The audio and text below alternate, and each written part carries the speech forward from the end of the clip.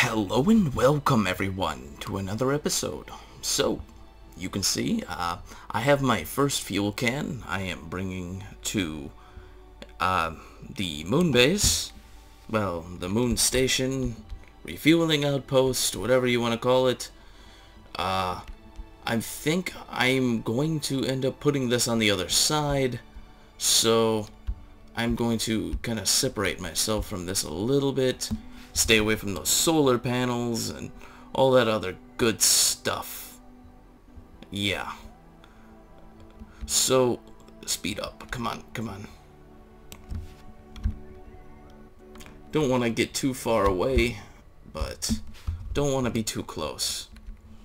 I'm actually cutting it really close this way, I honestly think. Come on. Wow, yeah, that's really, really close. Normally I don't do these kinds of things, but you guys would be surprised at what I do to get these episodes done faster, to be honest. Like, it's, you know, it's a little bit crazy, but sometimes I'll I'll actually just speed up time while I'm coming in on an approach like this.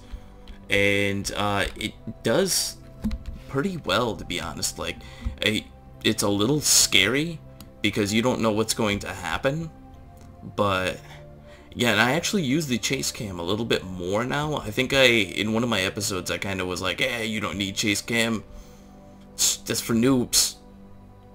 Yeah, I actually kind of use it now. It does come in handy, but it's not, you know, it still has its problems. But I'm gonna put this one in the middle, I think. Well, actually, I'll put it right here. Changing while flying is kind of, oh god. Alright, we need to spin this around. That's the one thing I always have a little bit of a problem with, is lining these up correctly. I think this looks good to me, I should say. Alright, alright. Turn on the SAS, and let's get heading down. Head down. Oh god. Go, right or left, I don't care, as long as you don't hit that solar panel.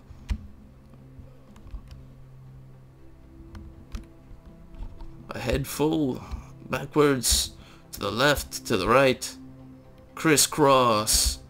Oh god, oh god, oh god. Stop it, stop it. There we go.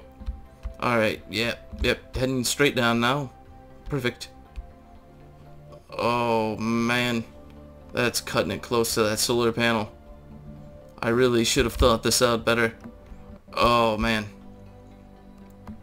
So yeah, I'm glad you guys are liking the SimCity stuff still. You know, I kind of plan on doing a lot more with that. Maybe we can try to figure out how to beat that level or game or whatever it is you want to call it. Yeah, it seems like everything's going well with the city. I still have to do a little bit of stuff on it, but overall it seems like it's working out. Alright, go down. Alright, a little bit that way. Alright, alright, it's looking good. Looking really good. Alright, yeah, looking amazing. Alright, turn this off. Turn this off. And I think I got it. Woohoo! Yes. Oh man. Okay, SAS is still on. Now hopefully this thing doesn't get the shakes. I'm really hoping it doesn't get the shakes.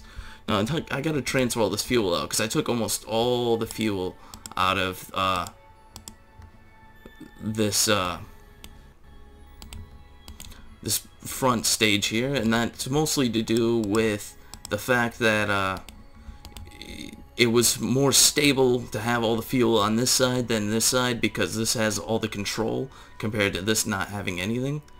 So let's get all this fuel out, and our space station will actually have a little bit of fuel for anybody who really needs it. So that's always a really good thing. I'm thinking on this side, what I'm going to end up doing is I'll maybe put some SAS. I'll put like 2 stacks each, 2 of these, one here, one here, one here, and one here, and it will have well, maybe I take that back, to be honest. You know what I'll do is I'll put SAS right here. I'll put like 4 cans in a row, just right here, maybe, or something. I don't know. I'll figure this out. You know, I don't want to go too many parts out this way. I'm thinking 1 is going to be the mostly because, wait, did I get all the fuel out? Yes. Okay. Yeah. Say goodbye to that. We don't need you anymore. We are sorry. Now, there was a reason for this, and I'll explain that in a second, but basically, I'm thinking about getting some SAS somewhere. I think probably in here. I don't want to go too far out, otherwise this thing will start getting the shakes, and that won't be a good thing. And wow, that's a good amount of fuel. Even it's like a half tank, but still, that's pretty good. Yeah, so anyways, I don't want to put too far, well, yeah, I'm like all over the place right now. So these things right here, the reason why I have these here is because what I end up doing is I'll hook up the fuel here and here, or, you know, this is connected to here, and then I'll hook up a fuel line from here to this tank, and then this tank, if you look, has 3 hoses, 3 separate hose pieces for it, right here, here, and here. And what that does is on my main stage on launch, what that will do is it sucks all the fuel out of this big tank and then brings it to this, and then this tank gets connected to those 3, the 6 main tanks. But if you see, I have one on each side. Here's the other one right here, and here's the other. And what ends up happening is basically the fuel gets sucked from here into here, and then it gets spread. The reason why I have these 2 is because it makes it symmetrical, because I'd either have to have 6 hoses coming out of this, or I can have 3 coming out of here and 3 coming out of here, and it'll spread it evenly.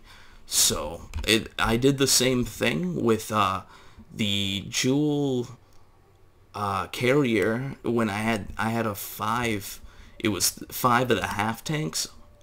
I forgot what those are called, but it's like the half tank to this. And you know, I sent up 5 of those, and I basically just sucked all the fuel out of it. And after that, my payload was like 2 tons compared to this right here, which this right here is 36 tons. So you definitely save, and this empty weighs 2 tons. So I don't know if I just said that, but yeah, you save a lot on fuel, or on payload weight, just by taking all the fuel out of it and then retransferring it later. And not to mention, this also helps on launch because you're using extra fuel to get this into space. So either way, you're winning. It kind of helps out. So what I'm going to do is put another one here, another one here, and another one here. And, you know, I'll figure out where I'm going to put the SAS. I don't even have SAS on this thing, so it basically doesn't have any flight control other than, or not SAS, but I don't have any RCS on this. So I'll figure out where I'm going to put the RCS. And, yeah, it's been pretty nutty, guys. I hope you guys are liking the new title card and all that stuff. But yeah, this I gotta figure out where I gotta. There's no RCS ports on this, so I'll have to figure something out. But until then, you know, I'm gonna keep adding to this thing. Let me know if you guys would really like to see more episodes of me just connecting these fuel cans because I'll make more episodes of it, but I kind of don't really want to, you know, have the same episode of the same thing over and over again. If anything, I'll just give you more updates based off of you know, what I get done. So maybe when I get all 4 of these tanks put on here, I will make another episode and just show you guys that, and the total capacity. You know, it's going to be somewhere, you know, if I put 3 more of these, it looks like it's going to be about 8,000, something like that. And yeah, this thing should be pretty amazing, considering now I can basically stop here, fuel up, and then head out on interplanetary missions and use the moon as a slingshot out into the Kerbal system. Or not the Kerbal system, but the solar system. And hopefully that works out well for me. I'm not really sure on how I'm going to do that, but yeah, that's just another thing to think about later. So let's get this. I'm going to get this thing done, and I'll make another video when I add all 4. And if anything, check out my Facebook and my Twitter, and yeah, I always post the updates for my videos and all that good stuff, and subscribe and all that other fun, great things. And yeah, I will see you next time.